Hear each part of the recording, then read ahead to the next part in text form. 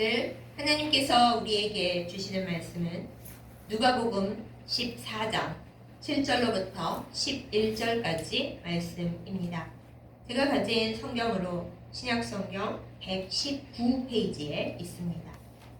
누가복음 14장 7절로부터 11절까지 말씀 제가 받들어 읽겠습니다.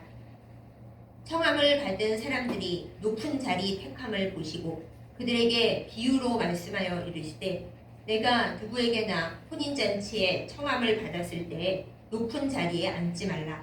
그렇지 않으면 너보다 더 높은 사람이 청함을 받은 경우에 너와 그를 청한 자가 와서 너더러 이 사람에게 자리를 내주라 하리니 그때 내가 부끄러워 끝자리로 가게 되리라. 청함을 받았을 때에 차라리 가서 끝자리에 앉으라. 그러면 너를 청한 자가 와서 너더러 벗이어 올라앉으라 하리니 그때에야 함께 앉은 모든 사람 앞에서 영광이 있으리라. 무릇 자기를 높이는 자는 낮아지고 자기를 낮추는 자는 높아지리라. 아멘. 기도하겠습니다. 참 좋으신 아버지 하나님, 이 시간 우리를 부르시고 하나님의 말씀 앞에 있게 하심을 감사드립니다. 우리의 영안을 밝히시고 우리의 영의 귀를 열어 주시옵소서. 말씀을 전하는 자와 듣는 자 모두 하나님의 말씀 안에서 우리의 해야 할 바를 깨달아 알고 그것을 실천할 수 있게 인도하여 주시옵소서. 성령의 기름 부으심을 간구합니다. 우리를 주님의 사람으로 만들어 주시옵소서. 예수님의 이름으로 간절히 기도드렸사옵나이다. 아멘. 우리들 대부분은 하나님 앞에서나 사람 앞에서나 사랑받고 인정받고 존중받기를 바랍니다. 또 그중 또 대부분의 사람들은 그러한 생각과 그러한 마음을 겉으로도 표현을 합니다. 어디 가서 사람들이 나를 무시하는 것 같다. 그러면 굉장히 마음이 상해서 겉으로도 그 표정이 드러나는 분들이 많이 계십니다. 누군가가 나를 막 좋아해주고 인정해주면은 마음과 생각이 한없이 말랑말랑해져서 때로 그 사람이 사기꾼이나 아청꾼인 것도 구별하지 못하고 속아 넘어가는 경우가 있습니다. 왜 그렇습니까? 왜 사람들이 그렇게 앞뒤 상황을 잘 살피지 못하고 마음이 홀랑홀랑 움직입니까? 바로 인정받고 사랑받고 싶은 마음이 너무 커서 그렇습니다. 특별히 우리나라나 또 예전에 이스라엘 같은 이 동양 문화권 경우에는 명예를 굉장히 중시했습니다. 물질적으로 성공하는 것도 중요하지만은 예전의 동양권에서는 명예를 갖고 사람들이 나에게 다 인사를 하고 나를 높여주는 것, 그것을 굉장히 중시했습니다. 우리가 성경으로 돌아와서 한번 살펴보십시다. 예수님께서 12제자를 거느리셨는데 그 12제자들이 끊임없이 싸웠던 내용이 뭔지 아십니까? 우리들 중에 누가 제일 크냐라는 것입니다. 아니 다 똑같이 제자들인데 뭘 누가 크냐 그거를 싸울 일이 있겠습니까? 그런데 그들은 싸웠습니다. 그러면 차라리 예수님께로 와서 예수님 우리들 중에 누가 제일 커요? 라고 물어볼 것이지. 그것도 물론 쉬운 일은 아닙니다만 자기들끼리 뒤에서 그렇게 싸워댔습니다. 심지어 어떤 일이 있었는지 아십니까? 예수님 어머니와 또 예수님과 좀 사이가 가까웠던 소위 인맥이 있었던 두 제자가 있습니다. 바로 야고보와 요한 형제였습니다. 그들의 어머니 살로메가 예수님께 좀 가까이 있고 또 예수님께 헌신과 봉사를 많이 한 그런 여인이었기 때문에 이 야고보와 요한은 어머니에게 부탁을 해서 예수님께 청탁까지 넣었습니다. 제자들이 엄청나게 미워했죠. 그들이 청탁한 내용이 무엇이었습니까? 예수님께서 이 다음에 왕이 되실 때에 우리들을 예수님 좌우편에 앉게 해주세요 라는 것이었습니다. 우리나라 조선시대에는 제일 높은 삼정승 벼슬이 있었는데 좌의정과 우의정 그리고 영의정이 있었습니다. 영의정은 좌우가 아니라 그보다 더 높은 자리였는데 눈에 안 보이는 그런 자리는 얘기되지 않고 예수님의 오른쪽 왼쪽에 앉는 것이 가장 높은 자리라고 생각해서 야고보와 요한이 어머니의 치맛바람까지 이용하면서 그거를 요청했던 겁니다. 그러니 어머니 인맥이 없는 다른 제자들이 얼마나 화가 났겠어요. 이런 식으로 예수님의 제자들마저도 누가 더 높아질 것인가, 누가 좋은 자리에 앉을 것인가, 누가 이 다음에 예수님의 최측근이 될 것인가, 예수님의 나라가 어떤 건지, 예수님의 제자가 된다는 게 어떤 건지 알지도 못하면서 그런 얘기들을 나누었습니다. 그러니 우리들은 어떻겠습니까? 예수님을 믿는 이들 중에 많은 사람들이 사실은 예수님의 고난에, 또 예수님의 그 주시는 사역의 힘겨운 무거운 자리에 본인이 사랑으로 정성으로 서겠다는 마음보다는 어떻게 예수님을 잘 믿고 기도해서 성공된 자리, 복받는 자리, 좀 높은 자리, 명예로운 자리로 갈 수 없을까? 이 생각을 대부분 많이 합니다. 그러면서 예수님께 기도를 하죠. 예수님 이름으로 기도를 하죠. 하나님께. 하나님, 제가 예수님의 이름으로 기도합니다. 제가 높은 자리에 가고 돈 많은 자리에 가서 그 모든 걸 가지고 주님이 일을 하겠습니다. 그러니까 저를 높여주십시오. 그렇게 기도를 합니다. 그러고서는 기도를 잘했다 생각하고 믿음이 좋다고 스스로 생각하는데 하나님께서는 또 예수님의 마음으로는 이렇게 얘기하시겠죠. 얘야 네가 진정 어디에 앉고자 하느냐? 내가 너를 앉히고자 하는 자리는 그런 성공의 자리가 아닌데 너 되게 오해하고 있구나. 이렇게 말씀을 하십니다. 그리고 어쩌면 우리가 그것을 깨닫게 되는 날까지 우리를 한없이 훈련을 시키시죠. 우리가 굉장히 좋아하는 시편 1편 복 있는 사람에 대한 말씀을 한번 생각해 보세요. 복 있는 사람은 어떠하냐 얘기를 할 때 그 시편 1편 1절에 앉는 자리가 나옵니다. 앉는 자리. 그럼 복 있는 사람은 어떤 자리에 앉으면 안 된다라고 나오는가요? 오만한 자들의 자리에 앉지 아니하며 라고 나와 있습니다. 그러니까 우리가 앉아야 할 자리, 복받는 사람으로서 앉아야 할 자리는 겸손한 자, 자기를 낮추는 자의 자리에 가서 앉아야지 오만한 자, 높은 자, 내가 1등하는 자, 내가 제일 높고 제일 좋은 자리에 앉아야지 하는 사람들은 복 있는 자리에 앉은 사람이 아니다 라고 무려 시편 1편 그것도 1절에 나와 있다는 것을 우리는 반드시 기억을 해야겠습니다. 다시 성경 말씀 복음서로 돌아옵니다. 예수님께서 제자들이 항상 자리 갖고 싸우는 것을 잘 알고 계셨어요. 예수님이 안 보시는 데서도 싸웠겠지만 때로는 예수님이 계신 자리에서도 그들은 끝도 없이 싸웠습니다. 그래서 오늘 본문 말씀에 보면은 그 얘기 예수님이 여러 번 하셨겠지만 또 말씀을 하십니다. 얘들아 너희가 자꾸 높은 자리에 앉으려고 싸우고 그러는데 내가 비유를 들어서 얘기해 줄게. 너희가 예를 들어 어느 결혼식 자리에 초청을 받아 가거든 높은 자리에 자꾸 앉으려고 하지 마라. 그러다가 내가 여기서 내가 제일 높겠지 하고 제일 좋은 자리에 턱 하고 앉아 있는데 그 잔치를 하는 주인과 너보다 더 높은 사람이 같이 와가지고 거기 앉으시는 자리 아닌데요? 원래 이분 자리로 거기 정해놓은 건데 죄송하지만 자리 좀 옮겨주세요. 해가지고 제일 높은 자리에서 제일 아래쪽 자리 혹은 그 다음 자리로 옮겨가게 되면 얼마나 창피하고 부끄럽겠니. 물론 예수님이 그 얘기를 복음서에서 하신다니까요. 그러시면서 예수님께서 차라리 어디 잔치 자리에 가거든 제일 낮은 자리에 가서 앉아라. 제일 마지막 끝자리에 앉아 있다가 잔치하는 주인이 와가지고 아니 왜 그 자리에 앉아 계시는 거예요? VIP셔서 저기 제일 높은 자리에 자리를 마련해놨는데 아니 왜 거기 앉아 계시니까 빨리 일로 올라오세요. 그래서 가야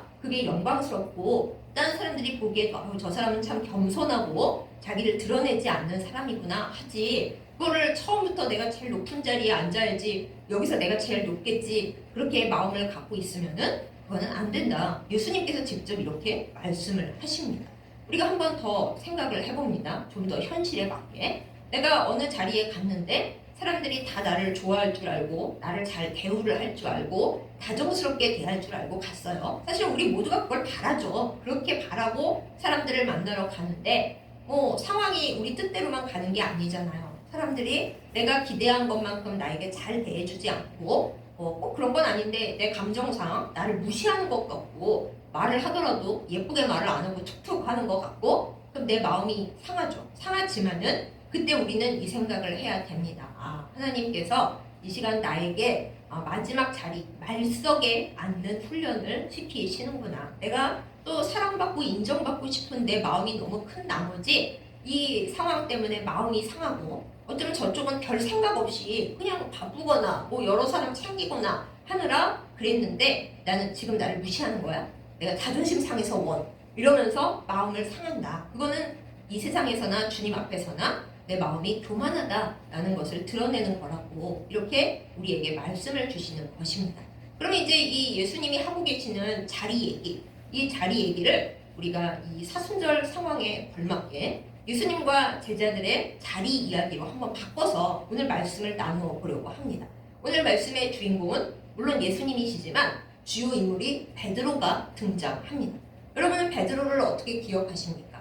복음서에 보면은 베드로는 굉장히 열정적이고 말도 많은데 또 실수도 되게 많이 하는 사람이죠. 치명적인 실수도 했죠. 우리가 예수님 보시는 데서 나 예수님 모른다고, 예수님을 알면은 내가 저주를 받는다고 그렇게 엄청난 욕까지 하면서 우리나라 식으로는 내가 예수를 알면 천벌을 받아 이런 식으로 예수님 거 들으셨어요. 그게 얼마나 끔찍합니까? 제자가 그렇게까지. 그런데 그때 새벽닭이 꼭이요 하고 울어서 예수님께서 먼저 해주셨던 얘기가 생각나서 베드로가 밖에 나가서 통곡을 하고 울었다 하고 복음서에 나와 있죠. 이처럼 좌충우돌하는 베드로였습니다.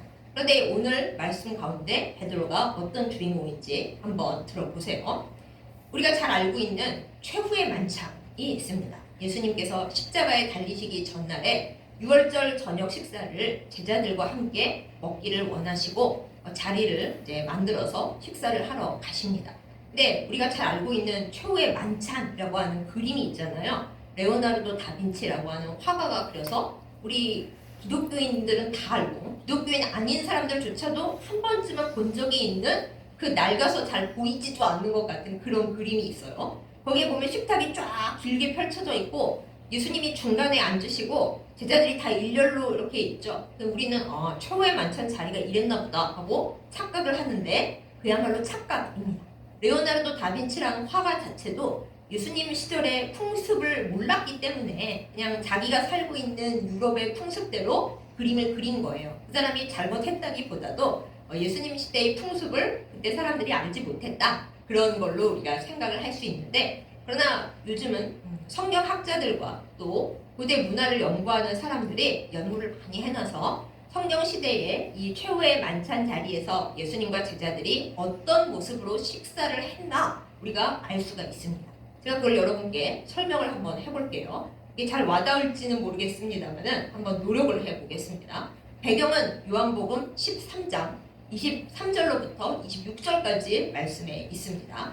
자, 그 당시에 최후의 만찬 같은 그런 여러 사람들이 모이는 식탁은 디귿자 모양으로 되어 있었답니다. 디귿. 그러니까 한쪽은 음식이 들어오도록 이렇게 비어 있고 디귿자 모양으로 되어 있는데 그 디귿자 모양에서 아랫부분 그거를 그 3면 테이블에 그 왼쪽 날개라고 이렇게 말들을 했는데 그 왼쪽 날개가 제일 좋은 자리였어요. 왼쪽 날개에 대부분 한 3사람쯤만 앉았는데 최중앙에 그 잔치에 주인이 앉았답니다. 그러니까 예수님께서 앉으셨겠죠? 그 디귿으로 되어 있는 왼쪽 날개 테이블에 3명 앉는 그 중앙에 예수님께서 앉아 계시고 그러면 제자들이 그렇게 명예롭게 여기고 앉고 싶어 했던 그 자리 예수님의 좌쪽 또 예수님의 우쪽에는 대체 누가 앉았을까? 네, 우리는 그 답을 요한복음 13장 23절, 24, 25, 26절에서 차례대로 알 수가 있습니다. 자, 먼저 디귿자 테이블에 어떻게 앉아서 식사를 했는지 모습을 한번 재현을 해볼게요. 우리는 똑바로 앉아서 식사를 하죠.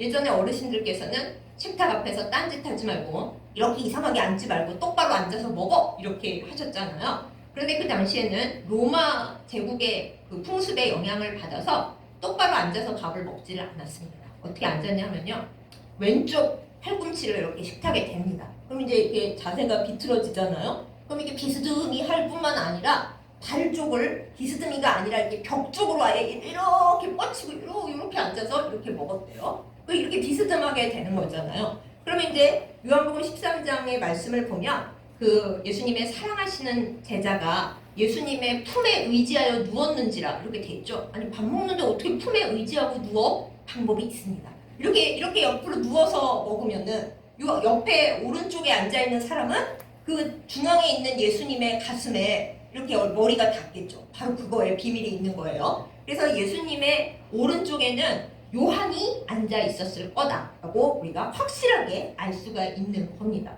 그러면은 그래 오른쪽엔 요한이 앉았구나. 그 요한이 막내인데 어쩌다가 제일 높은 자리에 이 주인 바로 옆자리 오른쪽이 제일 높은 자리였대거든요.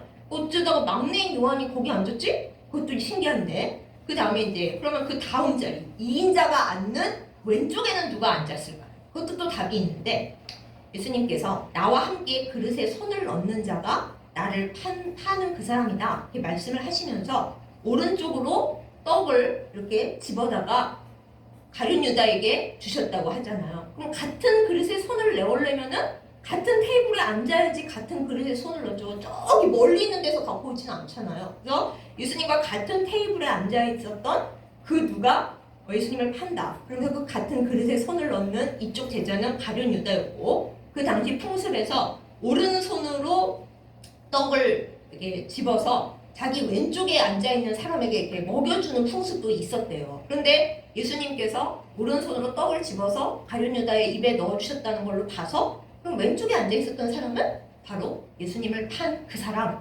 가룟 유다였다라는 것을 알 수가 있습니다. 그러면 이제 완성이 되죠. 제일 좋은 자리 디귿자 테이블의 아래쪽 디귿의 그 아래 막대기 쪽 제일 좋은 자리에 중간에는 예수님께서 앉아 계시고 그 다음으로 1인자 자리에는 제일 어린 사도 요한이 떡하니 앉아있고 두 번째로 좋은 자리 이쪽 자리에는 갈릴리 사람도 아닌 가룟 유다가 떡하니 앉아있는 상황입니다. 그러면 딴 제자는 안 나와 있으니까 우리가 뭐 그렇다 치고 베드로는 대체 어디 앉아있었을까요? 우리가 그걸 어떻게 알아요? 그러시나요? 알 수가 있습니다. 베드로는 어디 앉아있었냐 하면은 예수님께서 이제 너희 중에 하나가 나를 판다 뭐 그런 얘기 하실 때 베드로가 궁금하지 않았겠어요? 당연히 누구요?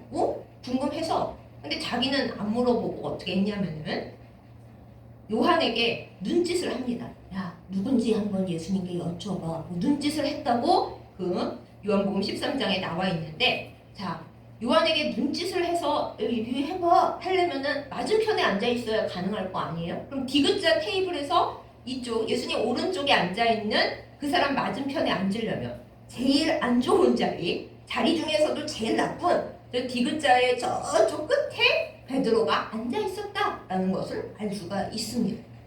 베드로가 예수님의 제일 수석제자 아니었어요? 자리 배치가 왜 그래요? 우리가 알 수가 없습니다. 왜 그렇게 앉았는지. 다만 우리가 이제 짐작해 보는 바로는 그날 자리 배치가 너무 마음에 안 들었어요. 베드로는. 그리고 베드로는 되게 열혈남아였잖아요. 기분 너무 나쁘면은 그거를 다 행동으로 하는 사람이었는데 아니 자리가 너무 기분 나쁘게 마음에 안 들다 보니까 딴 데 앉을 수도 있었는데 그래? 그러면 나 기분 나쁘니까 제일 안 좋은 자리에 앉을 거야 하고 제일 끝자리에 가서 일부러 앉아 있었을 수도 있었다. 이렇게 얘기를 합니다. 원래 사람이 기분이 나쁘면은 더 극단으로 엇나가는 사람들이 좀 있잖아요. 중간치에 있지 않고. 베드로도 아마 그날의 자리 배치가 너무 마음에 안 들어가지고 중간에 가서 앉지도 않고 그래 내 마음에 안 드니까 그럼 내가 끝으로 갈게 하고 삐져서 제일 끝자리에 가서 말석에 앉아 있었을 수 있다. 이렇게 학자들이 연구를 합니다. 그런데 그 말석에 앉았으면 베드로는 원래 해야 할 일이 있었어요.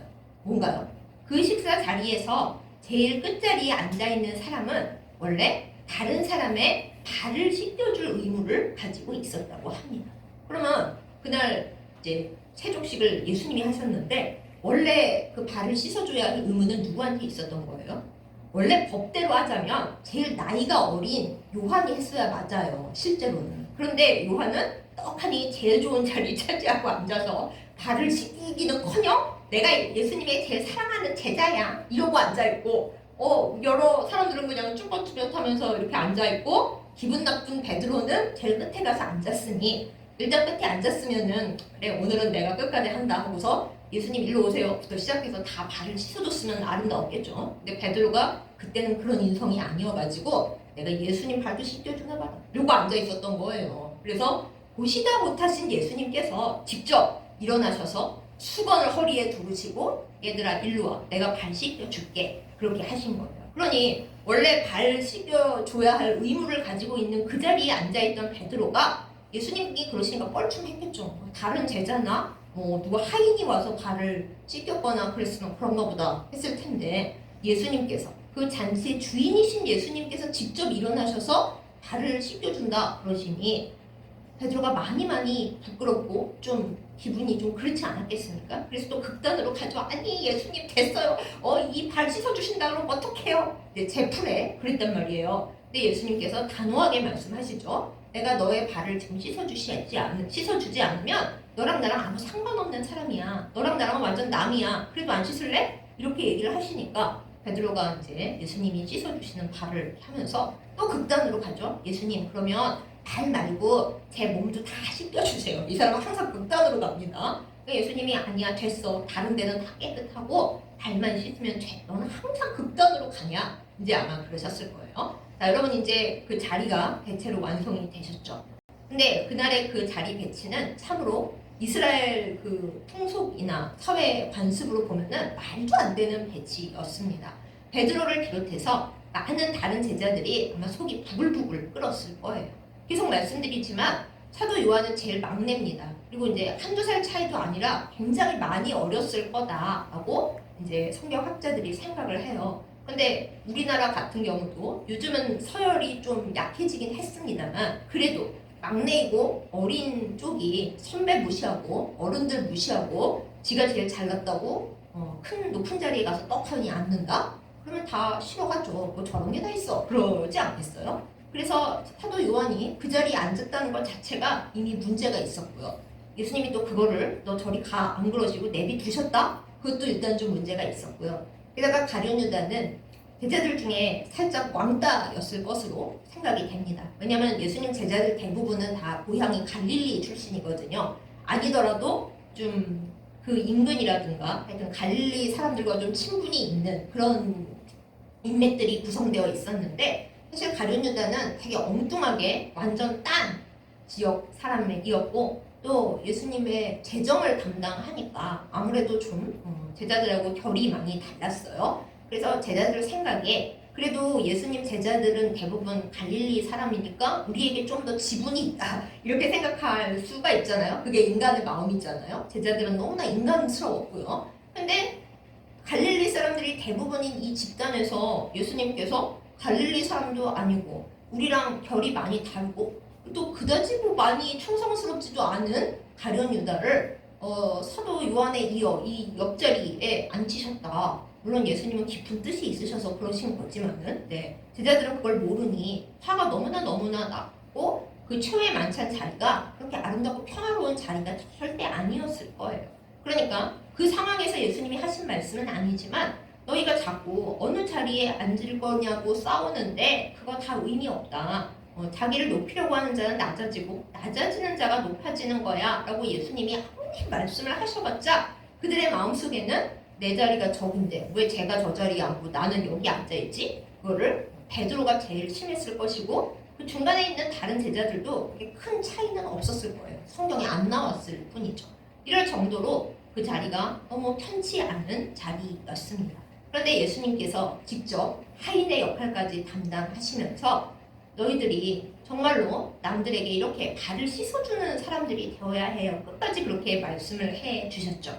이날에 이상한 쪽으로 주인공이었던 마음이 부글부글 끓었던 베드로가 그런데 예수님께서 돌아가시고 십자가에서 터형 당하시고 그 다음에 다시 부활하시고 하나님 나라로 승천하시면서 땅 끝까지 이 복음을 전하라고 부탁하시고 명령하시고 떠나셨죠. 그 이후부터 베드로가 굉장히 많이 달라지면서 나중에는 본인이 그러려고 한 건 아니지만 수석 제자 자리에 올라갔잖아요. 제자들 중에 가장 엄청난 부흥사이고 사도 바울이 등장하기 전까지는 사도행전의 앞부분 얘기는 거의 베드로의 전도 역사라고 해도 과언이 아닐 정도로 베드로가 굉장히 중요한 위치를 점하게 됩니다. 그렇게 세월을 지나가면서 베드로가 무슨 생각을 어떻게 했을까요?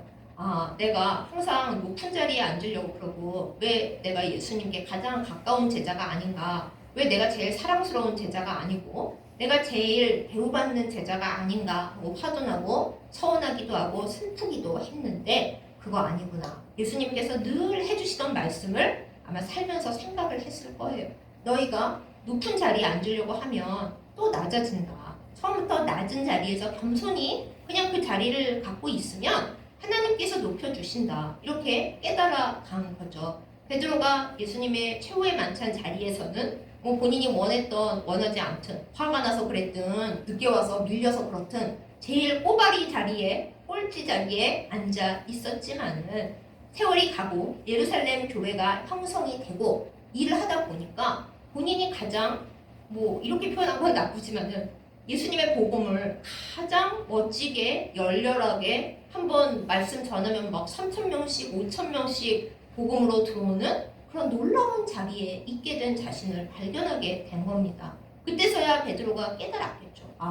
내 자리 다툼을 하고 어떻게 하면 인정을 받고 그냥 좀 남들보다 나아질까 그렇게 난리를 치고 있을 때는 점점 안 좋아지기만 했는데 그런 거 다 내려놓고 오직 우리 주 예수 그리스도의 복음만을 나는 전해야지. 감옥에 들어가서 자고 있어도 참 너무 잘 자고 뭐 내일 죽는다고 선고 나왔는데도 뭔 상관, 나는 천국에 갈 건데 그러고 잠을 자는 베드로였죠. 오주가 안 깼으면은 천사가 와서 베드로 깨우려다가 하도 안 깨니까 옆구리를 차서 깨웠대잖아요. 야 일어나 잘 때냐? 그럴 정도로 베드로는 어딜 가든지 편안하고 감옥에 가서도 잘 자는 그런 사람으로 변화되고 나서는 그 당시에 왜 예수님 옆자리를 차지하려고 서로 난리를 치고 화를 내고 싸웠을까? 그거 아니었는데 주님께서 높이시려면은 단박에도 높이시고 그때 인정받고 그럴 내용이 아닐 때에는 그거 아니었는데 하고 점점 깨닫게 되었다라는 것이죠. 그 베드로의 진솔하고 간결한 고백이 어디에 나와 있는고 있습니다. 베드로 전서 5장 6절 말씀에 베드로가 이 관련 내용을 기록을 해놨어요. 간단하게. 여러분 다 잘 아시는 말씀입니다. 제가 보겠습니다. 하나님의 능하신 손 아래서 겸손하라. 때가 되면 너희를 높이시리라.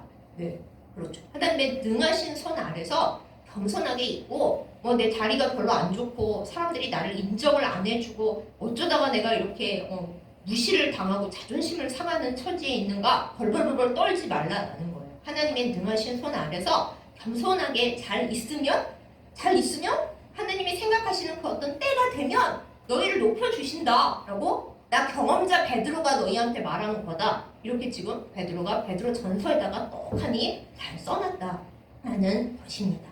우리도 이 말씀을 기억하기를 원합니다.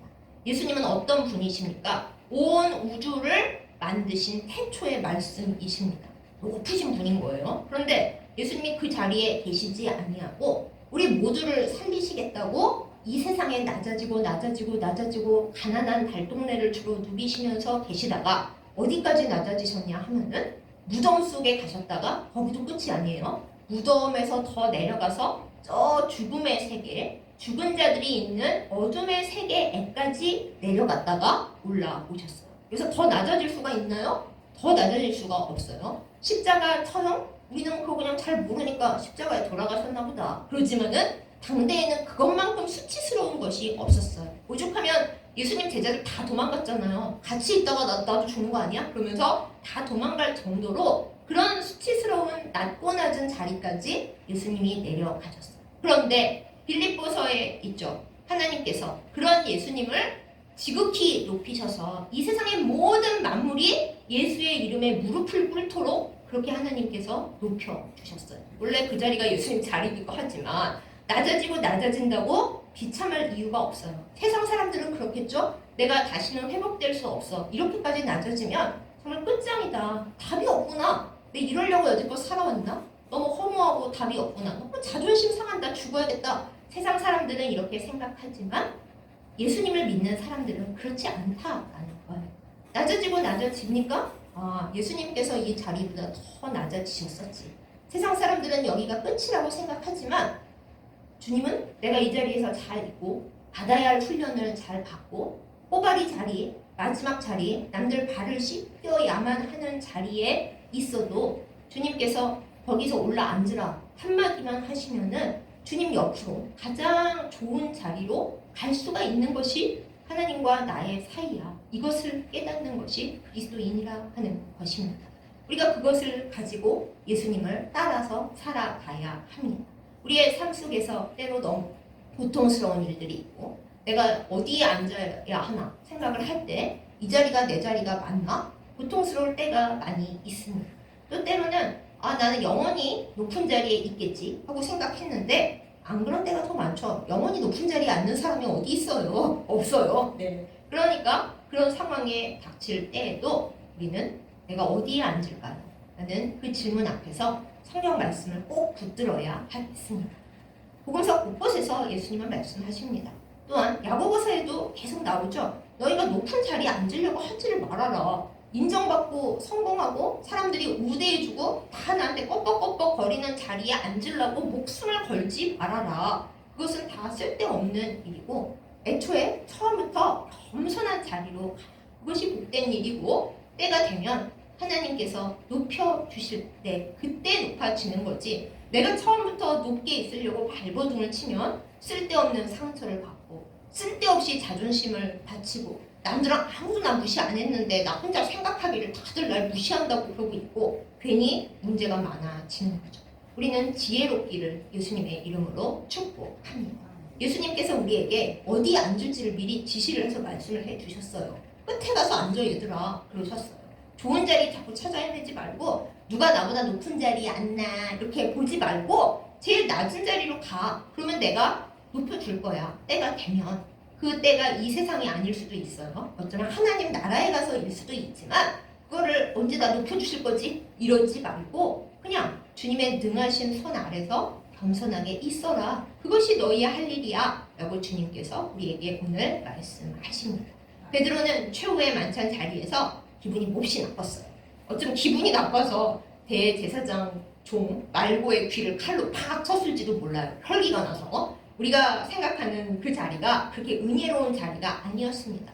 음모가 판치고 기분 나쁜 신경전이 판치고 그 앉은 자리가 마음에 안 들었던 인간들로 수두룩했어요. 심지어는 그들이 너무 부러워했던 그 예수님 옆에 두 번째 자리에 앉았던 가룟유다가 예수님께서 떡 직접 먹여주신 그 가룟유다가 그날 밤 예수님 팔아 넘겼다니까요. 자리가 중요한 게 아니에요.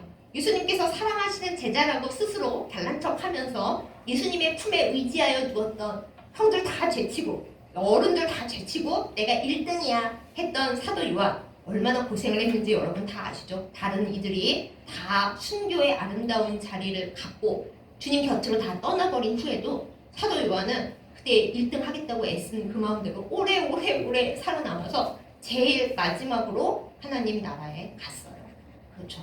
그러므로 자리는 우리가 정하는 게 아니고 지금 당장 결정되는 것도 아닙니다. 오늘 내 자리가 안 좋습니까? 너무 누추하고 사람들이 다 무시하고 내가 어쩌다 여기 앉아있나 비참하십니까?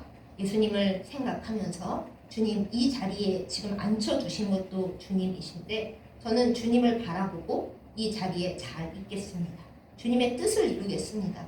제가 앉을 자리는 주님이 정하십니다. 이 마음으로 인내하며 믿음으로 감사하는 우리가 되기를 원합니다. 또 하나님이 나를 지금 높은 자리에 앉혀두셨습니까? 주님 이 자리에서 제가 잘난 척하고 사람들한테 인사받으라고 여기 두신 게 아니라는 것을 저는 알고 있습니다. 사도 요한과 가룟유다가 최후의 만찬 자리에서 예수님 오른쪽 왼쪽에 앉았는데 그들이 그 이후로 어떻게 살았는지 기억하게 하시고 이 자리에 앉아있는 나에게 주님이 원하시는 그 일을 잘 행할 수 있도록 인도하여 주시옵소서. 그러면서 우리가 내 앉은 자리를 잘 봐야 합니다. 다시 시편 1편 1절 말씀으로 돌아갑니다. 복 있는 사람은 오만한 자들의 자리에 앉지 않습니다. 그 오만한 자리에 자들이 앉아서 사람들의 칭찬과 인정과 아부를 받는 거 복 없는 사람이 하는 일이에요. 우리는 그런 자리에 앉지 않기를 예수님의 이름으로 축복합니다. 예수님이 앉으셨던 그 자리, 때로는 모멸감이 있고 때로는 정말 저 죽음 밑바닥까지 떨어졌던 그 자리, 그렇지만 하나님께서 끌어올리신 그 자리, 우리도 그 자리를 쫓아가는 사람들입니다. 우리 이름이 그리스도인이잖아요. 예수님을 따라가는 사람들이란 말이에요. 그것을 잘 깨닫고 지금 내가 어디에 앉아있든지 그 자리에서 주님이 원하시는 일을 행하는 우리이기를 예수님의 이름으로 축복합니다. 지금 여러분 어디에 앉아 계십니까? 내 자리가 어디입니까? 혹은 앞으로 어디 앉을지 몰라서 주님 저 어디에 앉아요? 저 어디에 앉을까요? 그러고 계십니까? 주님이 지금 앉으라고 하신 자리에서 지금의 복을, 지금 해야 할 기도를 잘 받고 하시기 원합니다. 주님이 또 의자를 바꿔서 이번에는 여기 앉아라 그러시면은 싫어요 이러지 말고 이번엔 거기 앉을 차례입니까 주님? 또 그 자리에서 해야 할 일을 잘 감당하고 날마다 주님이 원하시는 모습으로 그리스도인 되게 하여 주시옵소서. 그렇게 살아가는 우리의 삶이기를 예수님의 이름으로 축복합니다. 그럴 때에 어디에 있든지 정말 내가 어디에 있든지 요셉이 어디를 가든 하나님께서 형통하게 하셨다 그랬잖아요. 우리가 어디에 있든지 주님과 함께 형통한 자의 복을 누리게 될 줄 믿습니다. 그런 은혜가 우리에게 충만하기를 예수님의 이름으로 축복합니다. 아멘. 기도하겠습니다. 참 좋으신 아버지 하나님, 우리를 앉혀두시는 그 자리가 지금 우리가 있어야 할 자리인 것을 알고 감사를 드립니다. 하나님, 어디에 있든지 교만하지 않게 하여 주시고 슬퍼하지도 않게 하여 주시옵소서. 우리 예수님께서는 가장 높은 자리에 계시다가 또한 이 세상에서 가장 낮은 자리로 내려오시고 그 가장 힘들고 초라하고 비천한 자리에 앉아있던 우리 모두를 끌고 좋은 자리로 올라오신 것을 우리가 믿고 감사드립니다. 그것을 우리가 알고 있기 때문에 마지막에 우리가 어디에 앉을지를 다 알고 있기 때문에 이 세상에 살면서 갖고 앉아야 되는 의자가 달라질 때 교만하지 않게 하시고 또한 낙심하지도 않게 하여 주시옵소서. 사람들이 때로 우리를 무시하고 악하게 대한다 할지라도 그것 때문에 마음 상하지 않게 하여 주시고 그것 때문에 자존심 상하지 않게 하여 주시옵소서. 사람들이나 내가 앉은 자리가 나의 우상이 되지 않게 하여 주시옵소서. 내가 어디에 앉아있든 예수님이 나와 함께 앉아 계시고 성령님께서 나와 동행하고 계심을 믿고 어디에 있든지 겸손하며 기뻐하며 우리의 할 일을 다하게 하여 주시옵소서. 베드로의 고백과 그 전하는 말을 기억합니다. 주님의 능하신 손 아래서 겸손하고 때가 되면 주님 앞에서 천국에서 높아질 우리의 자리를 기대하며 바라보며 소망하며 살게 하여 주시옵소서. 우리를 위하여 가장 낮은 자리에까지 와주신 그리고 우리를 그 자리에서부터 가장 높은 곳까지 끌어올려 주시는 사랑하는 예수님의 이름으로 간절히 기도드렸사옵나이다.